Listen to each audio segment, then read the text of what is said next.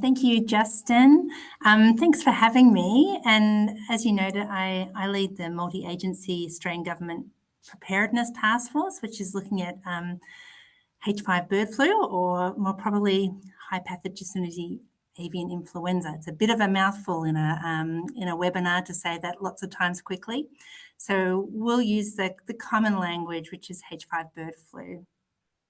So today I'm going to provide you with a bit of an update on the global situation for H5 bird flu, the risk to Australia and what Australian government's doing to prepare for a potential outbreak.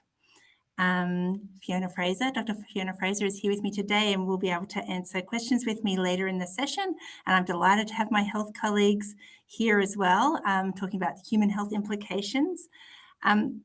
Bird flu is a disease that impacts animals and environment and human health overseas.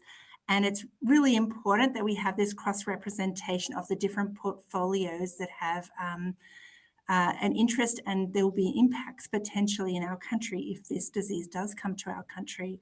So this One Health approach is really imperative as we uplift our national preparedness for what is a cross-sectoral disease threat. So H5 bird flu is a serious and highly contagious strain of the bird flu. It's moved quickly around the world, and Australia is currently the only continent that is free from this strain. Outbreaks overseas had led to extensive losses in poultry, mass mortalities in wild birds and mammals, particularly marine mammals and mammals that prey or scavenge on birds. Over 500 species from more than half the bird orders and more than 90 mammalian species have actually been affected by H5 bird flu overseas. The global situation is dynamic, and in the last 6 months, we've seen it continue to evolve. We are tracking these developments very closely, I guess, with this One Health approach. An example of, I guess, the outbreaks overseas and the impacts that it's had in the United States currently, H5 bird flu has affected 172 million poultry across 51 states since January 22. It's also affected dairy herds, which is a unique situation in America. It's across 17 states, and the virus was first detected in cattle in early 2024. There's also been 70 human cases of H5 bird flu in America since April 2024, noting there's been no human-to-human transmission of this disease identified, and the public health risk remains low, and I'm sure my colleagues will speak more to you about that later in the session. In terms of the geographic spread of the disease, I've mentioned that Australia is the only continent which is free, but you might also have heard that this H5 bird flu has been detected in the Crozet Islands and the Kerguelen Islands from last October. These islands are part of French southern and Antarctic lands. They're approximately 450 kilometres from the Australian Antarctic territories, and you can see there on the map, near Heard Island and McDonald Island. Wild birds such as penguins, albatrosses, petrels, skua and elephant seals have all been affected in Antarctica. Scientific analysis, which is more recent, has shown that this disease has travelled 6,600 kilometres from South Georgia Islands in the South Atlantic region across to the Crozet and Kerguelen Islands in the subantarctic region. Australian Antarctic Division has H5 bird flu specific monitoring and preparedness and response plans in place to address the presence and risk of H5 bird flu arriving in the Australian areas in Antarctica. And as you can see, I guess just with this brief snapshot, this evolving global situation means that the Australian government and Australia as a whole needs to be as prepared as possible for a potential incursion. And that includes considering the risks through various entry pathways for the virus and the risk mitigation strategies that we can put in place now. So the threat of bird flu arriving in Australia is considered a year-round threat. So spring presents a higher risk period, but it's not the only risk period. So we consider the risk to be ongoing and not seasonal. So the far-reaching impacts of this disease overseas highlights the importance of the One Health approach that you've heard me talking about already. So the Australian Government has invested over $100 million in strengthening surveillance, preparedness and response capabilities across agriculture, health and environmental portfolios. And this includes $37 million over 2 years to protect Australian agriculture, and that includes enhancing national coordination of response arrangements, communications, strengthening surveillance, and boosting our biosecurity capacity and capability across both the production sector, but also for environmental biosecurity, focusing on wildlife impacts. A further $35.9 million was earmarked to boost accelerating preparedness planning and protective actions using best data available for our most at-risk species and important natural places. And a further $22 million was also part of this announcement to manufacture and store pandemic influenza vaccines that could help prepare and allow us to respond quickly to a potential influenza pandemic in humans. So the dedicated task force that I lead was established in July of 2024. It's leading and coordinating national activities and jointly led with the 4 portfolios together. It's to ensure that we have this whole of government approach to the cross-sectoral disease. So some of the actions that we've taken to date include running national simulation exercises to test our preparedness. That was called Exercise Volare, and recently we participated in Exercise Convergence last week. We've addressed gaps in national cost sharing and governances for the response in wildlife. We've been progressing nationally coordinated communications for both preparedness and preparing for response strategies for communications. We've provided $12 million to states and territories to purchase new equipment for surveillance and response, and that again, that's for an outbreak in production or an outbreak in wildlife, to prepare for that with our state and territory partners. We have procured vaccines to protect rare, protected and valuable non-poultry species. And we've been working to boost wildlife surveillance, including that delivered by our partners who are here today, Wildlife Health Australia.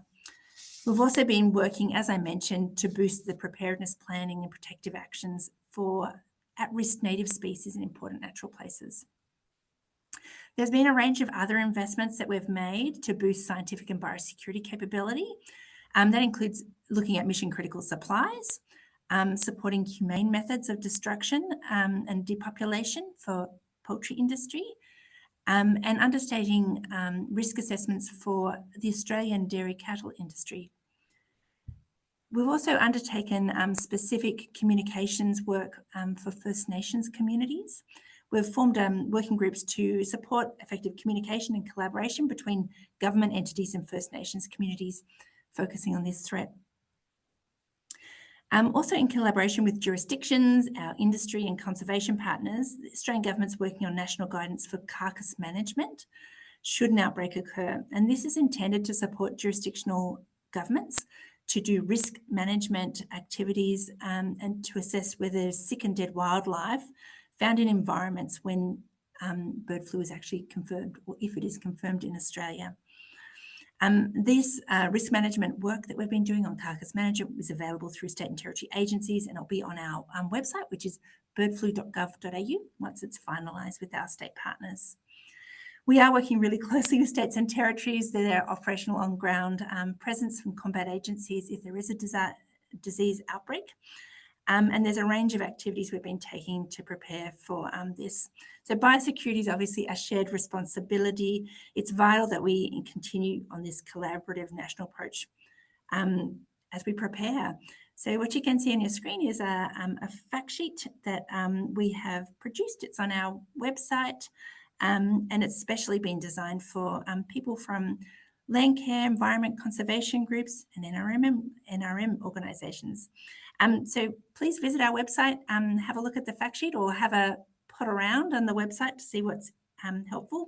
It's got a hub of information, lots of resources and tools for H5 bird flu planning. Some things that you can do as NRM organisations, and I understand we have other people online with us today too. Some things you can do is ensure employee awareness about H5 bird flu. So staff, volunteers and contractors, it's helpful if they're aware of the current situation. Bird flu is not in our country at the moment, but there's lots of things that we can do to be in a state of preparedness for an outbreak. It's important to know what to look for and how to report it. In terms of activity or project planning, making sure that there's biosecurity measures in place now for events that involve birds or on-ground conservation projects. If there's wildlife releases or community activities, is a helpful way to be prepared. Discouraging wildlife feeding is also helpful. Minimising interactions between wildlife and humans, and considering how we might undertake proper disposal of infected materials, including carcasses and contaminated equipment, if there was a disease outbreak, which would minimise the potential spread of this disease. I think that you can also help with community preparedness.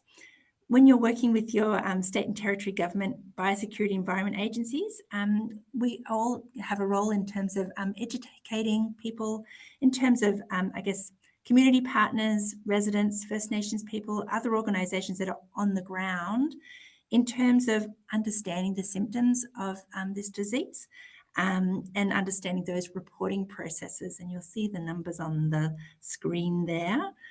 So engaging early with these partners on planning and response strategies is really helpful. Being well prepared will certainly give speed to our response if an outbreak does occur.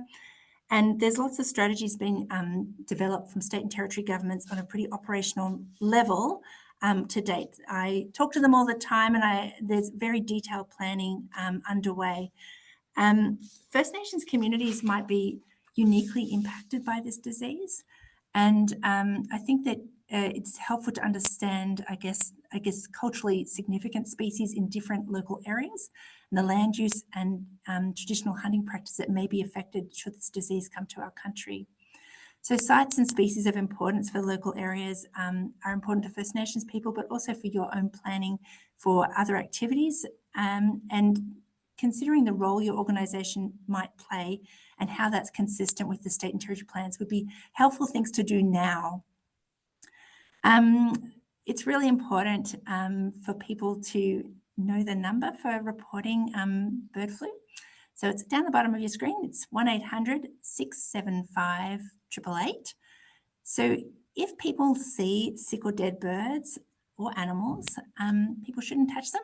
Our core message is if you see groups of birds in unusual situation, even before H5 is confirmed in our countries, it'd be good to take a photo or a video of those birds and send it through to the hotline. You record your location and you report it, and on the other end of the phone, or there's recording apps, someone will take the note of the location and the context information and be able to make a decision about what to do about that. Really suggest that people don't try to intervene with the sick or dead animals if you're worried about that it may be a H5 outbreak. Like I've mentioned before, states and territories are preparing in detail for what their response arrangements will be. And you can find lots of information on all of the government websites for states and territories. But for the national information, you can look at us at birdflu.gov.au. Thanks.